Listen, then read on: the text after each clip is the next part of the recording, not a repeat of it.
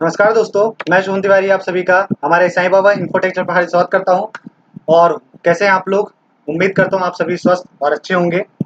और चलिए आज के जो सेशन है वो सबसे पहले मैं आपको बता दूं, कारक को लेकर है। कारक पर आज हम डिस्कस करेंगे। कारक क्या होता है वो जानना बहुत जरूरी है। आप लोगों को पता है मैंने यहाँ पर अभी 2 दिन आप लोगों के लिए संधि पढ़ाया है। संधि मैंने पार्ट 1 और पार्ट 2 में 2 पार्ट में बताया है।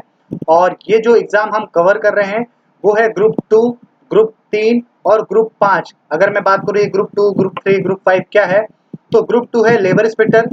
लेबर इंस्पेक्टर जैसे आप समझ जानते हैं, आरआई और एलआई बोलते हैं लेबर इंस्पेक्टर या रेवेन्यू इंस्पेक्टर। ग्रुप 3 है सब इंजीनियर के लिए। और ग्रुप 5 है फार्मासिस्ट की है, लैब टेक्नीशियन है, बहुत सारी पोस्ट है ग्रुप 5 में। मेडिकल से रिलेटेड ज्यादातर पोस्ट है। तो इन सभी के लिए ये कोर्सेज की जरूरत पड़ रही है। बहुत लोग यहाँ पर पूछ रहे थे कि ग्रुप 5 की वैकेंसी क्या जो क्लासेस हैं उसके लिए कब शुरू किया जाएगा। तो मैं आपको बता दूं कि उसमें नॉन टेक और टेक ये 2 सब्जेक्ट्स हैं। नॉन टेक का मतलब जो मैं अभी आप लोग को बता रहा हूँ इसमें सारे सब्जेक्ट्स कॉमन रहेंगे। और जो टेक्निकल वाले पार्ट्स हैं जो पर्टिकुलर उस सब्जेक्ट से रिलेटेड क्लासेस होती है, ठीक है। तो वो क्लासेस हमारे चैनल के माध्यम से नहीं कराई जाएगी, क्योंकि सीधी सी बात है उसके लिए मेडिकल से रिलेटेड जो टीचर्स होंगे तो वही वो सब्जेक्ट्स को कवर करा सकते हैं। तो आप अच्छे से समझ सकते हैं। तो यहाँ पर हम कॉमन क्लासेस जो हो रही है वो कवर करा रहे हैं लेबर इंस्पेक्टर के लिए, ग्रुप 3 सब इंजीनियर के लिए और ग्रुप 5 लैब टेक्नीशियन फार्मासिस्ट, ये सारी जो वैकेंसी है तो इनमें नॉन टेक वाले कैटेगरी के लिए। तो चलिए आज के सेशन को शुरू करते हैं। आज का सेशन का नाम है कारक। देखिए इसके पहले मैंने आपको संधि बताया है और संधि के बाद जनरली समास पढ़ाया जाता है, लेकिन मैं समास को बताने से पहले आज मैं आपको कारक के बारे में बताना चाहता हूं, क्योंकि कारक बहुत इंपॉर्टेंट है। और इसके अलावा समास जब मैं आपको बताऊंगा तो समास के लिए भी कारक उतना ही इंपॉर्टेंट है, क्योंकि कहीं ना कहीं समास की जरूरत पड़ेगी। समास में कारक की जरूरत पड़ने वाली है, ठीक है। ये जरूरत कहाँ पर पड़ेगी सब कुछ मैं आपको बताऊंगा। सिर्फ आप लोग ध्यान देते चलिएगा, बहुत ईजी है कारक। कारक क्या होता है सब कुछ मैं आपको बताने वाला हूँ। और अगर आपको वीडियो पसंद आए, मेरा काम आपको अच्छा लगे, तो इस वीडियो को लाइक करके शेयर जरूर करिएगा, क्योंकि ऐसे बच्चों के पास इस वीडियो को जरूर पहुंचाइए जिसको इसकी बहुत ज़रूरत है। क्योंकि आप सभी जानते हैं लॉकडाउन के बाद बहुत सारी कोचिंग संस्थान है वो बंद है। और हमारे चैनल के माध्यम, हमारे चैनल साईं बाबा इन्फोटेक के माध्यम से एक नई पहल की शुरुआत की गई है कि जितने भी हमारे कॉम्पिटेटिव एग्जाम्स आएंगे सारे की कोचिंग्स की जो क्लासेस है वो टोटली फ्री कॉस्ट आपको कंप्लीट कोर्स कराया जाएगा बिना किसी भी तरह की चार्ज के लिए। तो इस पहल के लिए आप सभी का साथ की बहुत जरूरत है और उम्मीद करता हूँ आप सभी हमारा सपोर्ट करेंगे और इस वीडियो को शेयर करके और भी लोगों तक पहुंचाने की कृपा करेंगे। तो चलिए कारक का आज का टॉपिक तो सबसे पहले जान लेते हैं भाई, कारक होता क्या है, किस चिड़िया का नाम है कारक। तो संज्ञा या सर्वनाम शब्दों के जिस रूप से उसका संबंध वाक्य के अन्य शब्दों या फिर क्रिया से जोड़ा जाता है उसे ही कारक कहते हैं। चलिए नहीं समझ में आया, मैं आपको समझा देता हूँ इसका मतलब क्या हुआ। देखिए भाई, संज्ञा या सर्वनाम शब्दों के जिस रूप से, मतलब संज्ञा क्या होती है आप जानते हैं, सर्वनाम क्या होता है वो आप जानते हैं, ठीक है।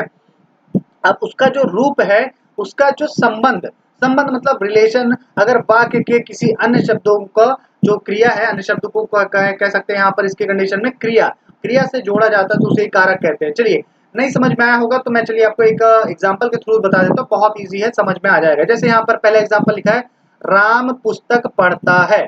देखिए राम क्या है, संज्ञा है। क्यों भाई, आप लोगों को संज्ञा की परिभाषा पढ़ी है ना, कि किसी वस्तु या किसी व्यक्ति का नाम आता है तो ये सारी चीजें संज्ञा कहलाती है, ठीक है। तो अब ये हो गया, राम क्या हो गया, संज्ञा हो गया पहली चीज।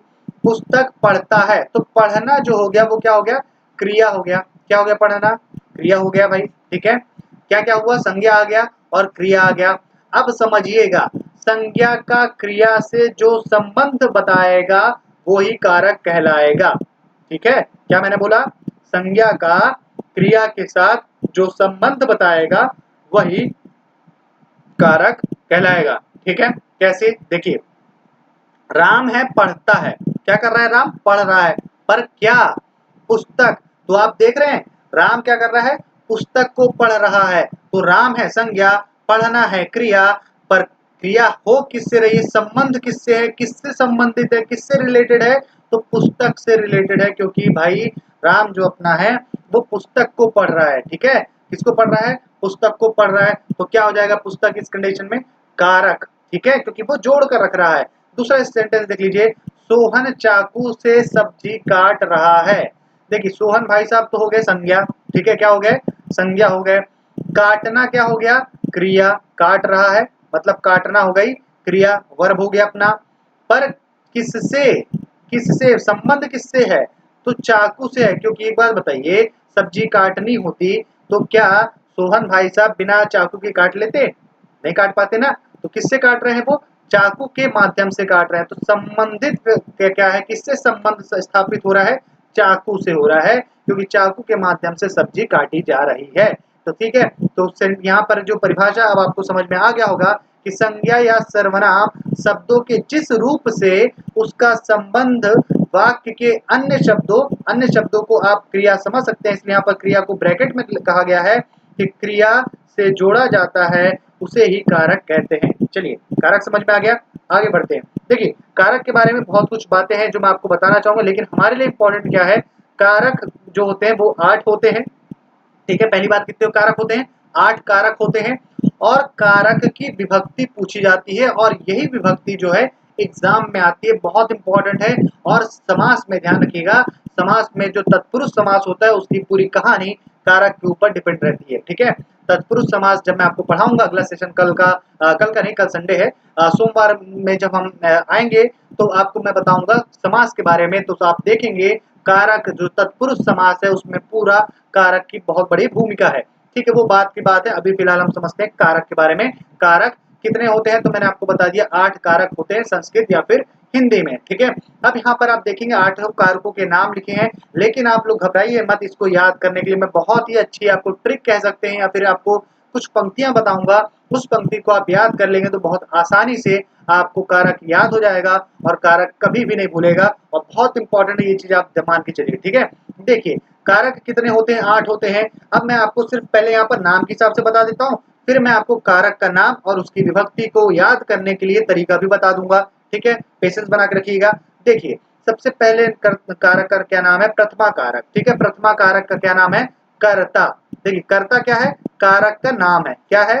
कारक का नाम। ठीक है, ये जो लिस्ट यहाँ पर जो तालिका बनी है, लेफ्ट साइड जो है वो कारक का नाम है, और यहाँ पर ये जो राइट साइड है वो उसकी विभक्ति है। क्या है? विभक्ति, या फिर आप बोल सकते हैं कारक के चिन्ह भी इसको बोला जाता है। ठीक है, अब क्या हुआ इसका मतलब समझिएगा, पहले आप समझते चलिए कहाँ पर इसका प्रयोग आएगा, सब कुछ बताऊंगा और आप थोड़ा सा ध्यान देते चलिएगा। पहला क्या है? कर्ता कारक, नाम है कारक का कर्ता कारक। विभक्ति क्या होती है? ने होती है। ठीक है, दूसरा क्या है? कर्म कारक, उसकी विभक्ति क्या होती है? को। और अगर मैं आपको इसका अर्थ भी बताता चलूं साथ में, तो कर्म जो कर्ता कारक था पहला वाला, तो इसका मतलब होता है कार्य का करने वाला, जो कार्य को करने वाला होगा वो कर्ता कारक कहलाएगा। कुल मिलाकर अगर आप इंग्लिश में की बात करूं तो इंग्लिश में आपने देखा होगा ना, सब्जेक्ट जब टेंस पढ़ाते हैं तो टेंस में हमारी नैना मैम पढ़ाती हैं, हमारे चैनल में नैना मैम इंग्लिश पढ़ाती हैं। जिनको जानकारी नहीं है तो उनको बताऊंगा, क्या बताना चाहूंगा कि आप लोग जाकर नैना मैम की क्लासेस देख सकते हैं, हमारे चैनल पे उनको मिल जाएगी। इंग्लिश बहुत अच्छा पढ़ाती हैं वो। ठीक है, तो सब्जेक्ट वो जब आपको टेंस वो पढ़ाएंगी तो आपको बताएंगी सब्जेक्ट प्लस वर्ब प्लस जो भी हेल्पिंग वर्ब लग रही है प्लस ऑब्जेक्ट, ये सारी चीजें बताएंगी। तो सब्जेक्ट का मतलब क्या होता है? कर्ता। ठीक है, सब्जेक्ट का मतलब क्या होता है? कर्ता। तो बस इसी सब्जेक्ट की बात की जा रही है। इसके बाद जो कर्म है, मतलब कार्य जिस पर हो रहा हो। जैसे देखिए क्या कर रहे थे वो, इसके पहले सेंटेंस में आपको बताया था कि जो मोहन भाई हैं वो क्या कर रहे थे? सब्जी चाकू से काट रहे थे। तो जो कार्य है काटने का वो किसके ऊपर हो रहा है? सब्जी के ऊपर हो रहा है ना भाई, किसको काटा जा रहा है? सब्जी को काटा जा रहा है। तो ये जो कार्य हो रहा है वो सब्जी के ऊपर हो रहा है। ठीक है, तो यहाँ पर वही चीज है, कर्म के जो कर्म कारक है उसका मतलब ये हुआ कि कार्य जिस पर हो रहा हो उसको बोला जाता है कर्म कारक। इसकी विभक्ति क्या होती है? को। इसके बाद आता है करण कारक। करण कारक का मतलब क्या होता है? कि जिससे, या फिर कहें कि जिसके माध्यम से काम होता है वो होता है क्या? करण कारक।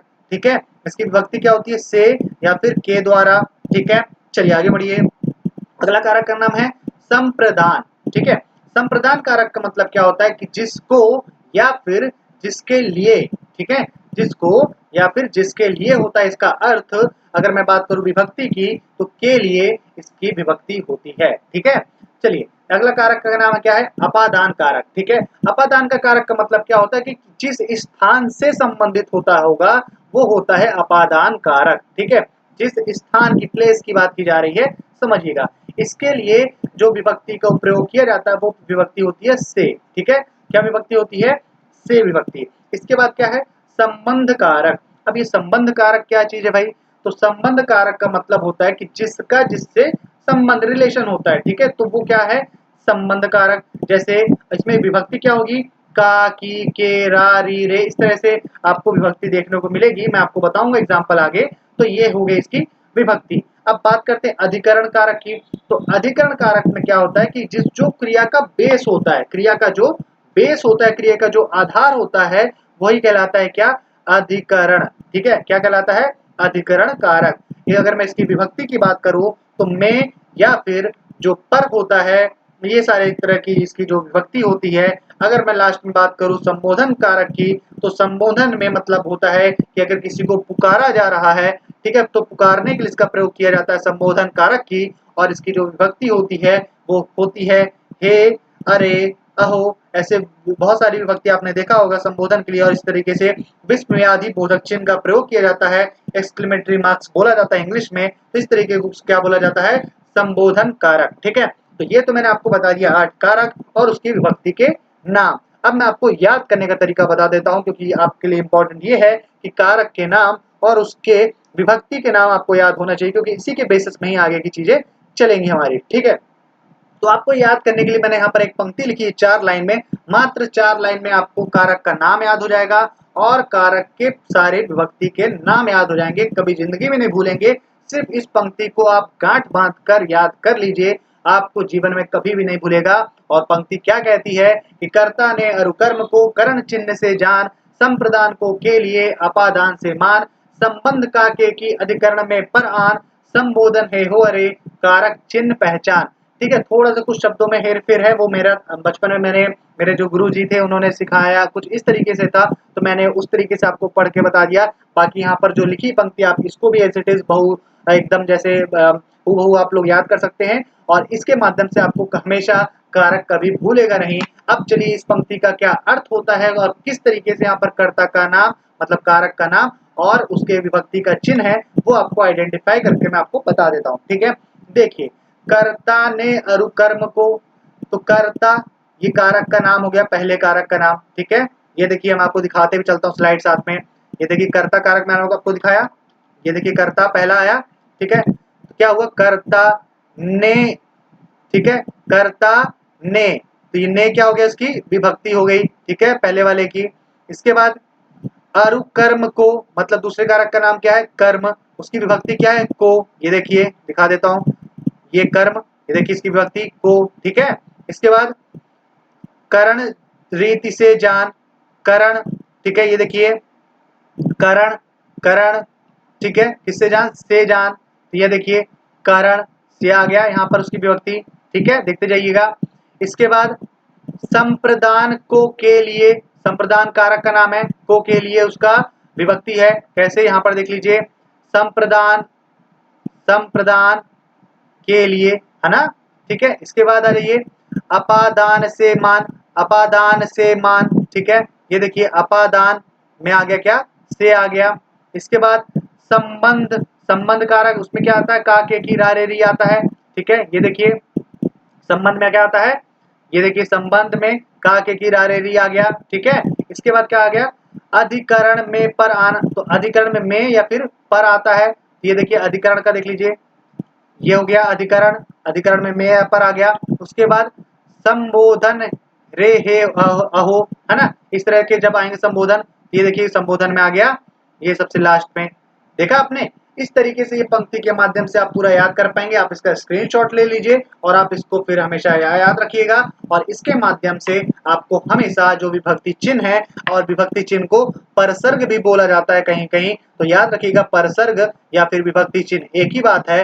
तो इसका आपको हमेशा याद हो जाएगी और इसका बहुत इंपॉर्टेंस है, और स्पेशली तत्पुरुष समास में, जो मैं आपको सोमवार को पढ़ाने वाला हूँ। ठीक है, चलिए आगे बढ़ते हैं। अब मैंने आपको सारा तो चीजें बता दिया, अब मैं आपको डिटेल्स में बताऊं कि भाई ये कर्ता कारक चीज क्या है, वो पहले आपको समझना बहुत जरूरी है। चलिए अब मैं आपको डिटेल्स में सारी चीजें बता देता हूँ। ठीक है, तो कर्ता कारक क्या होता है कि संज्ञा या सर्वनाम के जिस रूप से क्रिया के कार्य करने वाले का बोध होता है। क्या बोलने बोला कि जो कार्य कर रहा है उसका जो इसका बोध होगा वो कर्ता कारक कहलाएगा। कुल मिलाकर ये है कि जो मैंने आपको इंग्लिश में बताया ना, सब्जेक्ट बोला जाता है, तो बस वो जो सब्जेक्ट है वही कर्ता होता है अपना। जैसे एग्जाम्पल देख लीजिए। और इसके अलावा यहाँ पर और ध्यान रखिएगा कि जो इसका हिंदी पर्याय होता है वो ने होता है, मतलब इसमें जो ने चिन्ह का वर्तमान काल और भविष्य काल में प्रयोग नहीं होता है। ये चीज आप ध्यान रखिएगा, ये थोड़े नियम है कर्ता कारक के। इतने डिटेल्स में आपको नहीं जाना है, जब आप लोग जाएंगे चीजें समझेंगे तो आप लोग को ऑलरेडी समझ में आ जाएगा। एग्जाम्पल देख लीजिए, राम ने रावण को मारा। किसने? राम ने मारा। ठीक है, तो राम क्या हो गया? कर्ता हो गया। लड़की स्कूल जाती है, तो लड़की क्या हो गई? कर्ता हो गई। अध्यापक ने विद्यार्थियों को पढ़ाया, तो अध्यापक क्या हो गया? कर्ता हो गए। ठीक है, तो ये सारी चीजें यहाँ पर है, इस हिसाब से आप समझ सकते हैं। चलिए, अगर मैं आपको इसके कुछ नियम बताऊं तो इसमें बहुत सारे नियम होते हैं। जैसे भूतकाल में अकर्मक क्रिया के कर्ता के साथ भी ने पर सर्ग नहीं लगता है, जैसे वह हंसा। ठीक है, वह हंसा, तो यहाँ पर देखेंगे आप लोग कि यहाँ पर जो ने जो विभक्ति होती है कर्ता ने, आपको बताया था ना, कर्ता ने मतलब कर्ता कारक के साथ क्या लगती है? ने विभक्ति लगती है। तो किसी किसी कंडीशन में कर्ता के साथ में मतलब जो सब्जेक्ट है उसके साथ ने नहीं लगता है, तो वैसे कौन से अपवाद वाली परिस्थितियां आती हैं, कौन से ऐसी चीजें हैं, तो आप लोग याद रखिएगा। दो तरह की क्रिया होती है, एक सकर्मक और एक अकर्मक। सकर्मक और अकर्मक, तो इसमें क्या होता है ध्यान रखिएगा कि जो भूतकाल, भूतकाल मतलब पास्ट की जो अकर्मक क्रिया है उसके कर्ता के साथ ने का परसर्ग नहीं लगता। जैसे वह हंसा, ये पास्ट टेंस है ना, हंसा, है ना, तो देखिए इसमें ने पर जो विभक्ति है वो नहीं लगाई गई है। तो बस यही नियम बताए गए हैं, बहुत इजी है, आप लोग ध्यान रखिएगा। ठीक है, दूसरा नियम क्या कह रहा है कि वर्तमान काल मतलब प्रेजेंट टेंस और भविष्य काल मतलब फ्यूचर टेंस की सकर्मक क्रिया के कर्ता के साथ ने परसर का प्रयोग नहीं होता है। जैसे वह फल खाता है, यहाँ पर देखिएगा प्रेजेंट टेंस है। ठीक है, वह जो है यहाँ पर करता है, लेकिन यहाँ पर आप देखेंगे कि ने का प्रयोग नहीं किया गया है। ठीक, वह फल खाएगा, फ्यूचर है, इसमें भी ने का प्रयोग नहीं किया गया है। वही चीज यहाँ पर बताई गई है कि यहाँ पर उसकी विभक्ति का प्रयोग नहीं किया गया है। ठीक है, ऐसे बहुत सारी चीजें आपको समझने में आ जाएगी। चलिए, तो अब आगे बढ़ते हैं दूसरे कारक की तरफ। मेन चीजें मैं आपको बताते चल रहा हूँ जो एग्जाम के पर्सपेक्टिव से काफी इंपॉर्टेंट है और जिस तरीके से एग्जाम में क्वेश्चन आते हैं। निश्चिंत रहिएगा, जब ये सेशन कंप्लीट हो जाएगा, पूरे कॉन्सेप्ट आपके क्लियर हो जाएंगे, तो मैं सारे एमसीक्यू करवाऊंगा, पूरे लास्ट ईयर के क्वेश्चन पेपर भी कवर कराऊंगा। सब कुछ कंप्लीट आपकी तैयारी इस चैनल साई बाबा इन्फोटेक के माध्यम से कराऊंगा।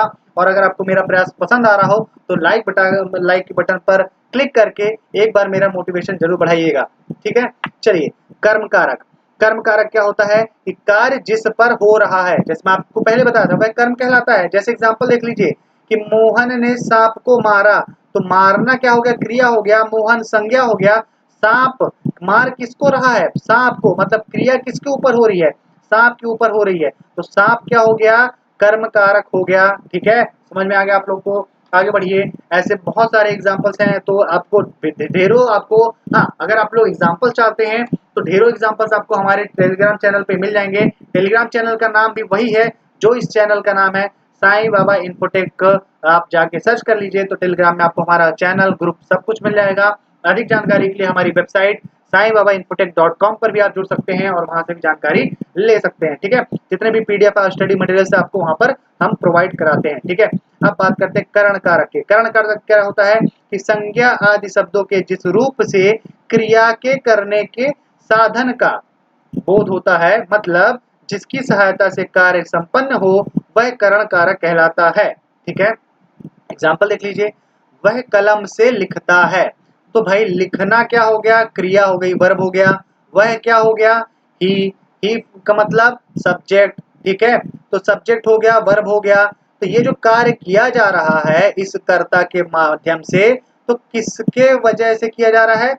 कलम की वजह से किया जा रहा है। भाई कलम नहीं होता तो लिखता कैसे? भाई कलम से लिख रहा है ना, तो कलम क्या हो गया? करण हो गया, करण कारक। बस यही चीज आपको समझना है। आगे बढ़िए, अगला क्या कारक का नाम है? संप्रदान कारक। अब संप्रदान का मतलब होता है देना। क्या होता है? देना, अर्थात कर्ता जिसके लिए कुछ कार्य करता है या फिर जिसे कुछ देता है उसको बोला जाता है संप्रदान कारक। ठीक है, अब जैसे मैं दिनेश के लिए चाय बना रहा हूं, तो भाई मैं जो हो गया सब्जेक्ट हो गया, कर्ता हो गया, बनाना क्या हो गया? वर्ब हो गई। पर किसके लिए? दिनेश के लिए, तो दिनेश के लिए काम हो रहा है ना भाई। देखिए ना परिभाषा क्या कही गई है कि संप्रदान का अर्थ है देना या फिर कर्ता के द्वारा जिसके लिए कुछ कार्य किया जाता है। तो कर्ता है मैं करता हूं, पर मैं काम किसके लिए कर रहा हूं? दिनेश के लिए कर रहा हूं, तो दिनेश क्या हो जाएगा, संप्रदान कारक कहलाएगा। ठीक है, आगे बढ़िए। अपादान कारक, अपादान कारक का मतलब क्या होता है कि संज्ञा के जिस रूप से एक वस्तु का दूसरी से अलग होना पाया जाए वह अपादान कारक कहलाता है। ठीक है, अब आप बोलोगे भाई ये क्या मैंने बता दिया, तो देखिए फिर से देखिएगा कि कर्ता अपनी क्रिया द्वारा जिससे अलग होता है, जैसे एग्जाम्पल देख लीजिए, पेड़ से आम गिरा, तो ये जो पेड़ से आम लगा हुआ था, पहले पेड़ में आम लगा हुआ था, तो देखिए पेड़ से जब आम गिर गया तो पेड़ से क्या हो गया, वो आम अलग हो गया, क्या हो गया, अलग हो गया। तो जो हमारा इस कंडीशन में जो पेड़ था वो हमारे इस कंडीशन के लिए क्या था, वो कर्ता था। तो कर्ता से जो अलग हो गया, आम क्या हो गया, अलग हो गया, किस, क्यों, गिरा, गिरना क्या हुआ, क्रिया हो गई। तो क्रिया और जो करता है उससे अलग हुआ कौन, आम। तो इस कंडीशन में किससे अलग हो रहा है, पेड़ से अलग हो रहा है। कौन अलग हो रहा है, आम अलग हो रहा है। तो जो पेड़ से अलग हुआ ना भाई, आम जो है पेड़ से गिरा, तो जो पेड़ है वो अपादान अवस्था में है, क्यों, क्योंकि पेड़ से आम गिरकर नीचे अलग हो गया। ठीक है, तो पेड़ क्या हो जाएगा, अपादान कारक। ठीक है, आगे बहुत सारे एग्जांपल्स है, साथ में आप लोग एग्जांपल देखते चलिएगा। मैं इतने सारे एग्जांपल्स इसलिए नहीं करा रहा हूँ क्योंकि फालतू की वीडियो का लेंथ ज्यादा बड़ा हो जाएगा, और आपको सामने स्क्रीन पर आप एग्जांपल्स देख सकते हैं। प्रैक्टिस करने के लिए मैंने टेलीग्राम चैनल पे बहुत सारे एग्जांपल्स भी डाले रखे हैं, तो वहां पर आप जाइए, उसको प्रैक्टिस करिए, और आपके कॉन्सेप्ट जो है वो मैं समझाता चलते रहूं। ठीक है, आगे पढ़िए। आगे क्या है, संबंध कारक। संबंध कारक में क्या होता है कि जिस शब्द के जिस रूप से किसी एक वस्तु का दूसरी वस्तु से संबंध, रिलेशन प्रकट हो वह संबंध कारक कहलाता है। जैसे भाई नाम से स्पष्ट है, संबंध, संबंध माने रिलेशन, एक का दूसरे से संबंध बताएगा, संबंध कारक। जैसे का से, के से, की से, रा से, रे से या फिर री से। एग्जाम्पल देख लीजिए, यह राधे श्याम का बेटा है। देखिए अगर मैं यहाँ से का को हटा दूं तो क्या सेंटेंस बनेगा, यह राधे श्याम बेटा है। देख रहे हैं, मतलब कुछ संबंध समझ ही नहीं आ रहा, मतलब एक प्रकार से सेंटेंस ही गलत समझ में आ रहा है, यह राधे श्याम बेटा है। ये कौन सी बात हुई भाई, कौन सा सेंटेंस बन गया। लेकिन अगर इसी जगह में मैंने का को ऐड कर दूं तो पूरा समझ में आ जाएगी पिक्चर कि यह राधे श्याम का बेटा है। तो मात्र का के ऐड हो जाने से पूरा सिस्टम समझ में आ गया, तो ये संबंध स्थापित कर रहा है, इसलिए संबंध कारक होगा। आगे बढ़िए, अधिकरण कारक। अधिकरण कारक क्या होता है कि जिस शब्द से क्रिया के आधार का बोध होता है, क्रिया के बेस का, क्रिया के वर्ब के बेस का बोध होता है, तो अधिकरण कारक कहलाता है। जैसे पानी में मछली रहती है, मछली कहाँ रह रही है भाई, पानी में रह रही है। ठीक है, तो मछली का आधार क्या है भाई, मछली जो है, मछली जल की रानी है ना। तो मछली कहाँ रहती है, पानी में रहती है। तो मछली के लिए आधार क्या है, मछली के लिए आधार पानी है, क्योंकि रहती कहाँ पर है, पानी में रहती है। तो मछली के लिए आधार पानी, तो यहाँ पर पानी क्या हो गया, अधिकरण कारक हो गया। समझ में आ गया, शब्द के जिस रूप से क्रिया के आधार का बोध होता है, तो आधार मछली के लिए क्या है इस कंडीशन में, पानी। ठीक है, चलिए आगे बढ़िए। संबोधन कारक क्या है, संबोधन कारक जिससे किसी को बुलाने अथवा पुकारने का भाव प्रकट होता है उसे संबोधन कारक कहते हैं। ठीक है, आप सभी जानते हैं, जैसे मान लीजिए किसी को बुलाऊंगा तो बोलूंगा अरे भैया क्या कर रहे हो, तो जो अरे मैंने बोल दिया वो क्या है, संबोधन कारक। फिर जैसे मैं बोलूंगा हे गोपाल यहाँ आओ, तो जो हे बोला वो क्या बोला गया, एक संबोधन हो गया। ठीक है, और विस्मयादि बोधक चिन्ह लगा जाता है, विस्मयादि बोधक चिन्ह को देख के बता देंगे भाई ये संबोधन कारक है। ठीक है, बहुत इजी संबोधन कारक तो पहचानना, ये हो गया अपना संबोधन कारक। ठीक है, अब मैं आपको एक टास्क देता हूँ, एक प्रकार से आपका होमवर्क है, हालांकि सारे लोग घर पर ही रह रहे हैं तो होमवर्क ही जैसे समझ सकते हैं आप लोग। इसमें करना आपको सिर्फ इतना है कि यहाँ पर मैं आपको एक वचन और बहुवचन के हिसाब से कारक की विभक्ति बताया हूँ। जैसे देखिए, एक अगर मैं आपको बताते चलूं, यहाँ पर एक वचन में अगर लड़का है तो बहुवचन हो जाता है लड़के, लड़के का अगर एक वचन में है तो लड़को हो जाएगा लड़के हैं, या फिर लड़को हो जाएगा। अभिकारी, इतर और संबोधन की कंडीशन में, अब ये अभिकारी, इतर और संबोधन क्या होते हैं, तो हिंदी में संज्ञाओं के 3 कारक होते हैं। हिंदी में संज्ञाओं के कितने कारक होते हैं, 3 कारक, अभिकारी, इतर और संबोधन। ठीक है, अब ये सारी चीजें आप लोग अच्छे से समझ में आ जाएगा। लड़की शब्द की विभक्ति दी गई है, आदमी शब्द की विभक्ति दी गई है, इसको आप डाउनलोड कर लीजिएगा, कोई बड़ी चीज नहीं है, बहुत आराम से बहुत अच्छे से आपका हो जाएगा, बहुत ही इजी है ये सारी चीजें। एग्जाम में किस तरह से क्वेश्चंस बनते हैं, जब आप देखेंगे तो आपको सारा कुछ समझ में आ जाएगा। बहुत ईजी है। और जो अगला हम क्लास लेने वाले हैं समास को लेकर, तो समास में तत्पुरुष समास को जब मैं लेकर आऊंगा तो आपको दिखाऊंगा कि किस तरीके से क्वेश्चंस आते हैं, और साथ ही साथ समास में इस कारक का कितना इंपॉर्टेंस है वो आपको समझ में उस सेशन में आ जाएगा। यहाँ पर मैंने बहुत सारे क्वेश्चंस लिए हुए हैं। हालांकि आज के सेशन में मैं आपको क्वेश्चन नहीं कराऊंगा, सिर्फ आपको क्वेश्चन के दर्शन करा दे रहा हूँ, जिससे आपको समझ में आ जाएगा कि किस तरीके से एग्जाम्पल्स में पूछे जाते हैं। समास में आपको क्वेश्चन दिखा रहा हूँ, समास में कहीं ना कहीं ये कारक छुपा होता है, और तत्पुरुष समास की कंडीशन में ये कारक की बहुत बड़ी इंपॉर्टेंस है। ये सब कुछ मैं आपको अगले सेशन में बताने वाला हूँ, तब आपको अच्छे से चीजें और समझ में आ जाएगी। ये जो मैंने आज कारक बताया उसकी कितनी इंपॉर्टेंस है तत्पुरुष समास के कंडीशन में। ठीक है, तो कारक से क्वेश्चन बनते हैं, कैसे क्या क्वेश्चन बनेंगे, तो जब क्वेश्चन का हम प्रैक्टिस करवाएंगे, लास्ट ईयर के क्वेश्चन पेपर भी करवाएंगे, सब कुछ आपको मिल जाएगा, सब कुछ आपको समझ में आ जाएगा। उम्मीद करता हूँ आज के सेशन आप सभी को पसंद आया होगा। अगर पसंद आया एक बार भाई लाइक के बटन प्रेस करके, लाइक नहीं भी करेंगे तो शेयर जरूर करिएगा, क्योंकि हम सभी जो हमारी जो पूरी साईं बाबा इन्फोटेक की टीम है, आप सभी के लिए दिन भर प्रयासरत है कि आपको बहुत अच्छे से अच्छा कंटेंट आपको दिया जाए, जिससे आपका सिलेक्शन हो, और आपके सिलेक्शन से हमें वो खुशी मिलेगी। और कहीं ना कहीं इस प्रयास को एक मोटिवेशन की जरूरत पड़ती है, और वो मोटिवेशन आपके जो बहुत सारे एक आप लोग जो मोटिवेट करते हैं ऐसे शब्दों के माध्यम से, जो आप लोग कमेंट में लिखते हैं, उससे एक बहुत बड़ा मोटिवेशन मिलता है। और अगर आप इस वीडियो को और भी लोगों तक पहुंचाते हैं तो और भी लोगों का इस तरह से भला होगा, क्योंकि जो जरूरतमंद व्यक्ति है उस तक पहुंचाने का हमारा ये एक प्रयास है, और इस प्रयास को सफल बनाने के लिए आपकी भूमिका बहुत अहम हो जाती है। इसलिए आप सभी से बहुत प्रेम पूर्वक मेरा निवेदन है, इस वीडियो को ज़्यादा से ज़्यादा लोगों तक शेयर कीजिएगा, जिससे और भी लोग इस जानकारी के साथ जुड़ सके, और इस तरह की क्लासेस से हमारे साथ चैनल के साथ जुड़ सकें। उम्मीद करता हूँ आप इस वीडियो को शेयर करेंगे, और अगर आपने अभी तक चैनल को सब्सक्राइब नहीं किया है तो चैनल को सब्सक्राइब करके बेल आइकन पर क्लिक करके ऑल नोटिफिकेशन पर क्लिक कर लीजिए, जिससे हमारे चैनल पर दिन भर जो क्लासेस चलती है उसके नोटिफिकेशन आपको मिलते रहे। मिलते हैं नेक्स्ट सेशन में, तब तक आप सभी अपना ध्यान रखिएगा। जय हिंद, वंदे मातरम।